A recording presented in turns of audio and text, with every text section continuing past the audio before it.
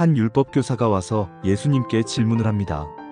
선생님, 저는 사람들에게 구약 성경을 가르치는 사람입니다. 제 영혼이 구원받으려면 어떻게 해야 하나요? 예수님은 그 질문을 던진 사람이 구약 성경에 아주 능통하다는 것을 알고 대답을 하는 것이 아니라 오히려 역으로 질문을 던집니다. 네가 그토록 잘 아는 구약 성경에는 뭐라고 기록되어 있는 것 같니? 질문을 던졌던 율법교사가 이렇게 이야기합니다. 대답하여 이르되 내 마음을 다하며 목숨을 다하며 힘을 다하며 뜻을 다하여 주 너의 하나님을 사랑하고 또한 네 이웃을 내 자신같이 사랑하라 하였나이다. 누가복음 10장 27절. 구약 성경에는 이렇게 기록되어 있죠. 먼저는 하나님 사랑, 그 다음으로는 이웃 사랑입니다. 다시 예수님이 말씀하십니다. 그래, 내 말이 맞아. 네가 말한 대로 살면 너에게도 구원이 있을 거야. 여기까지는 좋았는데 오늘 본문 29절은 이렇게 이야기하고 있습니다. 그 사람이 자기를 옳게 보이려고 예수께 여짜오되 그러면 내 이웃이 누구니이까? 누가복음 10장 29절. 구약 성경을 가르치는 종교인으로서 자신을 포장하기 위해 마치 자신은 굉장히 품이 있으며 삶을 대하는 태도가 굉장히 진중하고 무거운 편이라는 것을 어필하고 싶어 보입니다. 아, 그러면 제 이웃이 누구입니까? 제가 잘해줘야 할 사람들은 어떤 부류의 사람들입니까? 라고 묻는 것 같지만 사실 다시 잘 생각해보면 내가 잘해주지 않아도 될 사람, 내가 굳이 눈치 보지 않아도 될 사람을 구별하겠다는 뜻이 더 강합니다. 정말 참된 종교인이라면 내가 만나는 모든 사람이 내 이웃이고 모두에게 사랑받지는 못하더라도 꽤 괜찮은 사람이 되기 위해 노력 정도는 해야겠구나, 이렇게 결론을 내면 끝인 문제죠. 그런데 이미 불순한 마음을 가지고 질문을 했던 종교인이었잖아요. 그러니까 사실은 그냥 어느 정도 잘 대해줄 사람에게만 딱 잘해주고 그 나머지는 굳이 친해지지 않아도 될 사람, 더 나아가면 내가 마음껏 무시해도 되는 사람에게는 굳이 잘해주지 않아야지, 이런 태도로 예수님께 질문을 하고 있는 겁니다. 우리는 이런 마음을 특권의식이라고 부릅니다. 남을 함부로 무시해도 된다는 생각, 남들보다 나를 더 우월하거나 위대한 존재라고 생각하는 것, 그런 마음가짐으로부터 사람이 다른 사람을 무시해도 된다고 착각하고 상대방을 다른 인격체로서 존중하는 삶을 살지 못합니다. 그 결과 굉장히 싸구려 마인드를 가진 버러지 같은 존재가 되어버리고 맙니다. 여러분, 내 이웃이 되기 위한 조건 같은 것은 이 세상에 없습니다. 모든 인격은 그가 태어났다는 이유 하나만으로도 충분히 존중받아야 하고 사랑받을 만한 가치가 있는 것입니다. 이 모든 것을 꿰뚫어보고 계시는 예수님이 한 가지 비유를 들어 그 율법교사에게 대답을 주고 계신데 우리는 이 이야기를 선한 사마리아인 이야기라고 부르며 아주 잘 알고 있습니다. 그 이야기는 이렇습니다. 어떤 사람이 길을 가다가 강도를 만나 변을 당하고 거의 죽을 위기에 처합니다. 그리고 쓰러진 그대로 그 사람을 내버리고 강도는 도망갑니다. 그때 처음으로 한 제사장이 그 현장을 지나갑니다. 그러나 제사장은 종교인임에도 그 강도 만난 자를 도와주지 않고 제 갈 길을 갔습니다. 두 번째로는 제사장 후보생인 레위인이 마찬가지로 그 현장을 지나갑니다. 그러나 그 레위인도 강도 만난 자를 도와주지 않고 자기 길을 갔습니다. 이 다음으로 굉장히 파격적인 일이 일어나는데 한 사마리아인이 강도 만난 자 앞을 지나갑니다. 그런데 그는 쓰러져 있는 사람을 모른 척하지 않고 그를 치료하고 돌봐주었습니다. 한 여관 주인에게 이 쓰러져 있던 사람을 맡기며 내가 이틀 후에 돌아와서 모든 비용을 다 지불할 테니 이 사람을 정성껏 돌봐주라고 요청합니다.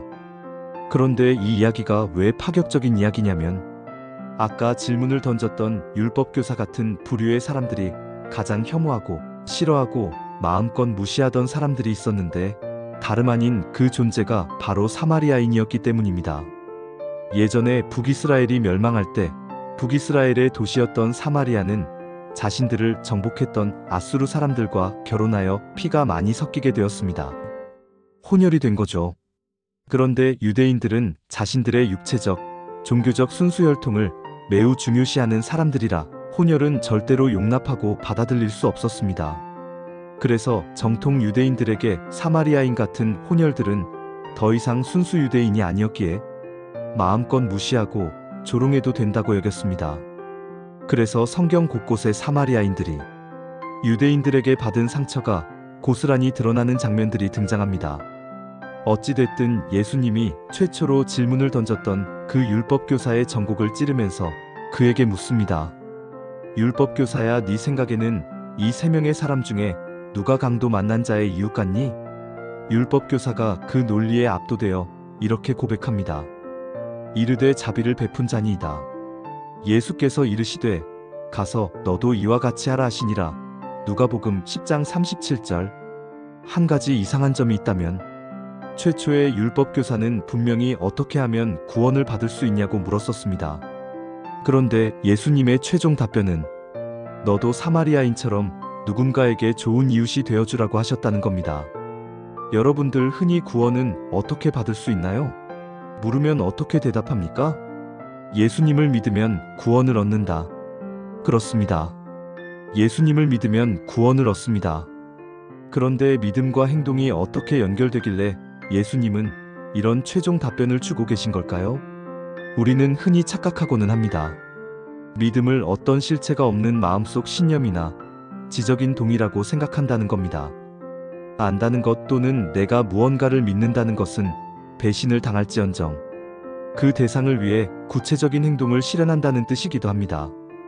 한 가지 예로 한 사람이 돈을 어디에 가장 많이 쓰는지 파악해보면 그 사람의 가치관과 신념이 나타낼 때가 많습니다. 자녀를 가진 부모님들이 자녀의 교육비에 천문학적인 돈을 쏟아붓는 이유는 먼저 살아보니 행복은 성적순이 아닐지라도 성적이 우리 인생에 꽤 많은 영향을 미친다는 것을 뼈저리게 깨달았기 때문이죠. 그런 경험들을 통해서 결국엔 공부하고 배운다는 것이 우리 인생 가운데 엄청나게 중요하다는 강한 믿음과 신념을 가지고 있기 때문입니다. 그래서 아무리 힘들어도 내 자식은 반드시 공부시킨다라는 신념을 어떻게 표출하고 있습니까? 그렇게 수많은 학원비를 기꺼이 지출하시는 거죠. 마찬가지입니다. 오늘 예수님께 질문을 던졌던 율법교사도 착각하고 있었습니다. 여러분, 사실 유대인 율법교사의 지식은 우리가 무시할 수준이 아닙니다. 유대인들은 어린 시절부터 성경을 몸에 늘 지니고 다니면서 성경을 달달 외우는 사람들입니다. 하물며 그런 유대인에게 성경을 가르치는 율법교사는 어땠을까요? 구약 성경의 핵심이 뭐야? 라고 질문했을 때 자다가도 벌떡 일어나서 그건 바로 하나님 사랑, 이웃 사랑이지 한마디로 정리해버릴 수 있는 성경 박사였습니다. 그러나 머릿속에 성경에 대한 지식을 아무리 많이 가지고 있어도 하나님 사랑, 이웃 사랑을 실천하지 못하면 머리에 있는 지식, 그것은 사실상 아무것도 아니라는 이 단순한 진리를 놓쳤음에도 여전히 나는 구원받은 사람이야 라고 단단히 착각하고 있었던 것이죠. 그 결과 예수님께 옳게 보이고 싶어서 되도 않는 소리를 내뱉습니다. 선생님, 내 이웃이 대체 누구입니까? 그런데 여러분, 이웃의 조건이 어디 있습니까? 이웃의 구분이 어디 있을까요? 강도 만난 자처럼 생명의 위협을 느끼는 자들, 누군가의 도움이 없으면 단 하루도 살아갈 힘을 가지고 있지 못한 인생들, 배고프고 억울하고 안타까운 그런 모든 인생들이 내 이웃이지. 도대체 이웃을 누가 어떤 기준으로 쟤는 내 이웃, 얘는 내 이웃 아니야, 이럴 수가 있을까요? 우리는 뭐 다를까요? 요즘 교회에 새 신자가 오면 상처받고 나가는 이유가 대부분 이런 것들입니다. 교회는 끼리끼리 문화가 너무 강해서 그 사이를 파고 들어갈 수가 없답니다. 나 같은 새로운 이방인들은 기성교회에 적응하기가 쉽지 않대요. 그래서 처음 교회를 왔다가도 금세 떠나버립니다. 또 교회 안에서 기존 신자들끼리도 죄다 파가 갈라져 있어요. 특별히 친한 사람이 있다는 건 나쁜 게 아닙니다. 하지만 교회 안에서 그 친한 무리끼리만 뭉치면서 동시에 다른 사람을 의도적으로 배척하고 있다면, 또 의도하지 않았더라도 지나친 끼리끼리 문화 때문에 누군가 상처받고 있다면, 여러분들은 오늘 본문 속에서 고상한 척, 선한 척을 하며 가식적인 질문을 던지고 있는 그 율법교사와 전혀 다를 것이 없는 사람들입니다. 이웃의 조건은 없습니다. 아무 조건도 붙지 않아야 합니다. 왜일까요? 예수님이 저와 여러분을 구원하실 때 어떤 조건을 보고 구원하시지 않았기 때문입니다. 돈 많은 사람만 구원하기로 작정하셨다면, 조건이 좋은 사람만 구원하기로 마음먹으셨다면 우리 중에 당당히 구원을 얻을 수 있는 사람은 아무도 없습니다. 예수님의 사랑에는 아무 조건도 붙지 않았기 때문에 감히 우리가 예수님의 이웃이 될 수 있었는데, 우리들은 그렇게 구원받은 하나님의 사람이라고 말하면서도 교회 안에서 또 교회 밖에서 의도적으로 누군가를 배척하고 배제합니다. 그리고 원래 친했던 무리들과만 계속해서 어울리고 싶어 합니다. 유대인들이 그랬습니다. 자신들만 언약 백성이고 선택받은 민족이라고 착각하고 이방인들을 개처럼 무시하고 하대하다가 결국 멸망했습니다. 오늘 여러분들의 마음 가운데 누군가를 차별하고 무시하고 싶은 마음이 있다면, 그것은 나도 모르게 나 자신을 다른 사람보다 잘난 사람이라고, 그래서 나 정도는 기꺼이 상대방을 무시하고 하대할 수 있다고 생각하는 교만한 사람이라는 것을 잊지 마십시오. 여러분들은 그저 하나님이 불쌍히 여겨주셔서 은혜로 구원받은 존재들일 뿐입니다. 우리는 하나님 앞에 잘난 존재들이 아닙니다. 그 하나님의 사랑을 받은 사람들이라면 일상 속에서, 특히 교회 공동체 안에서 함부로 남을 무시하거나 짓밟거나 괴롭히지 마십시오. 하나님의 심판이 바로 그런 사람들의 것입니다. 오늘 본문 속 강도 만난 자처럼 누구보다 도움이 절실히 필요한 자들에게 기꺼이 도움의 손길을 내미는 그리스도인의 여유와 품격을 지닌 하나님의 사람이 되시기를 축복합니다.